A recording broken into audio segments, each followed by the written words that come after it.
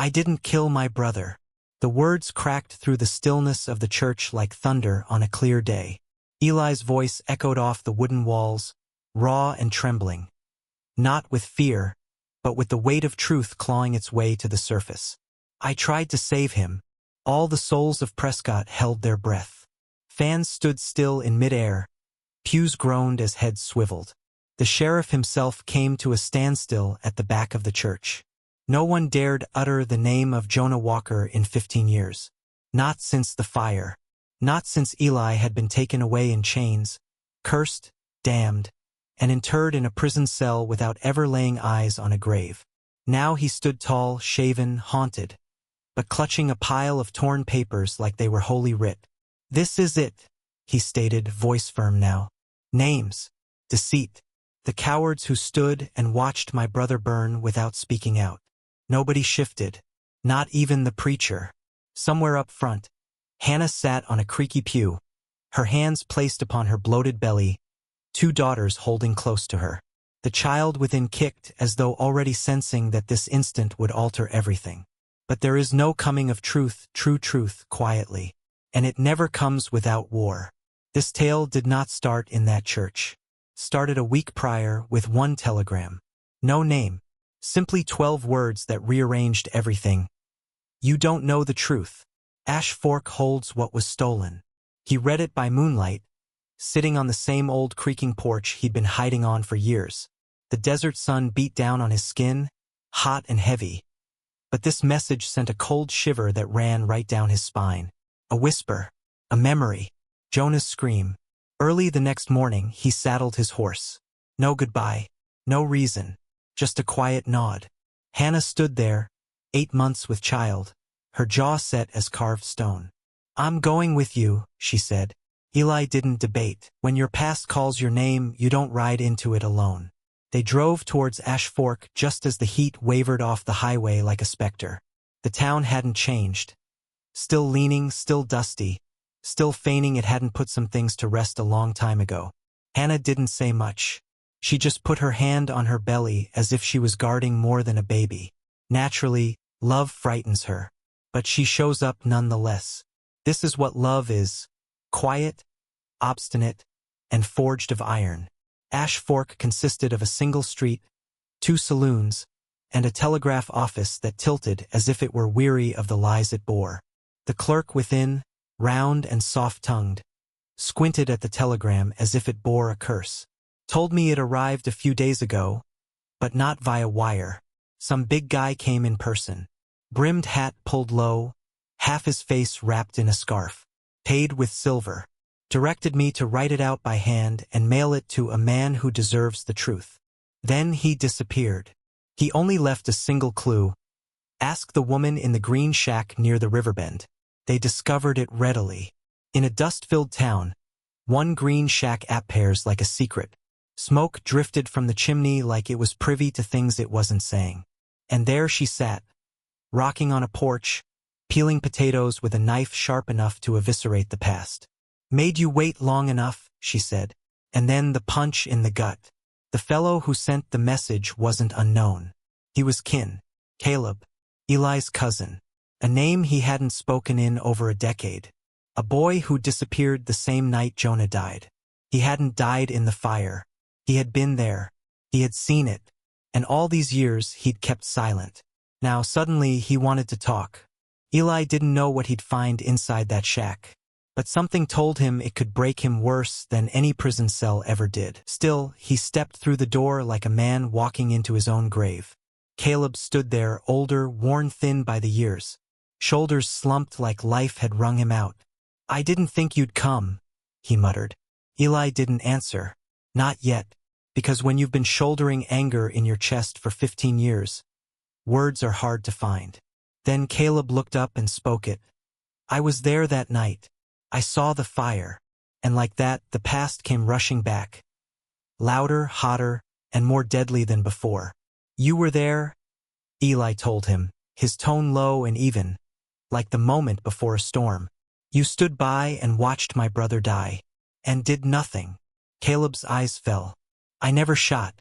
I never lifted my rifle. But I rode with them. That is enough to condemn me. It was that kind of moment that takes you by the throat. A surprise twist. Caleb wasn't merely a witness. He had been in the group that started the fire. He'd heard Jonah scream, and he still walked away. I tried to come forward, Caleb said, peeling off a worn glove. His hand, or what was left of it, was a twisted, blackened stump. They discovered, burned my house, held my hand. I ran. Eli gazed, his chest constricted. He had blamed himself for years, believed perhaps he'd let his brother down, that perhaps he deserved the chains, the hatred, the silence. And now, the truth was sitting right in front of him, shaken and scarred. But Caleb wasn't finished. Some men cloak their sins with silence, he remarked. Others write them down and hope no one ever sees them. I kept a record. Names, dates, all of it is buried out back. I was waiting for the day you came. That changed everything. They uncovered it, a rusted tin box covered in oilskin. And inside, dozens of pages crammed with wobbly handwriting. Every name, every deception. Even the sheriff who averted his face as Jonah was burned. Eli and Hannah sat down and read the truth aloud, page by page, word by word. And if you're still hearing this story, then listen to me now. Truth does not die easily. And sometimes the one who leads you to it is the same one who shattered you to begin with. If that resonates somewhere deep down, if it touches something in your exhausted, battle-scarred heart, then go ahead and hit that subscribe button. There's plenty more where this is coming from. Eli didn't sleep that night. Neither did Hannah. They sat at the light of lanterns, leafing through those pages of reality. Each name was like picking up a rock and seeing the snakes disperse. And at the center of it all was Sheriff Burke. The same Sheriff Burke who arrested Eli, the same Sheriff Burke who stood over the grave of Jonah and proclaimed it justice. By morning, Eli had devised a plan. He shaved, put on his cleanest shirt, and stowed the pages in his saddlebag. Hannah, face fierce and stomach full, handed him a biscuit and pecked his cheek. "I'll see you there," she said. Sunday morning Prescott was typically serene. Not that day. When Eli came into that church with his daughters in tow, the atmosphere grew chilly. People hadn't laid eyes on him in years. Most definitely not clean, standing, and walking purposefully. He didn't give the preacher a chance to wrap up. Eli walked to the front, placed that stack of papers on the pulpit, and cleared his throat. "I've got something to say." The room fell silent. "I didn't murder my brother," he said, "but I've lived with that burden long enough for all of you." And then he said it all. About Caleb, about the fire, about the names, partly Burke's in particular. Some gasped, some ran out, but others, they leaned in. Because when truth issues from a man who's been to hell and fought his way back out, you can feel it in your bones.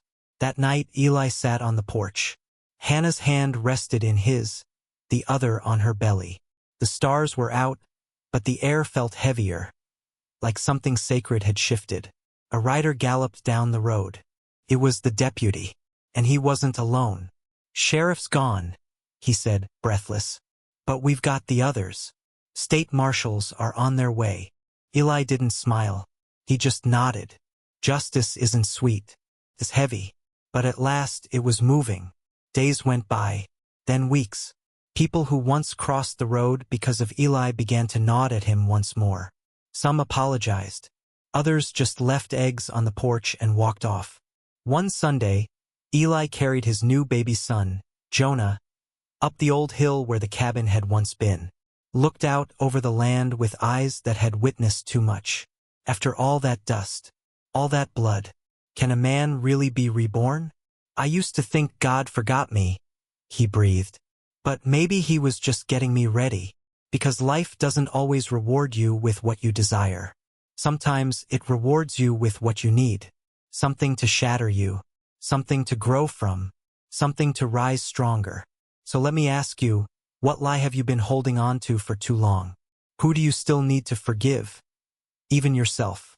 And if today was your opportunity to restart, would you? If the story resonated with you, if it reminded you you're not alone in this broken world, then hit that like button. Maybe even subscribe.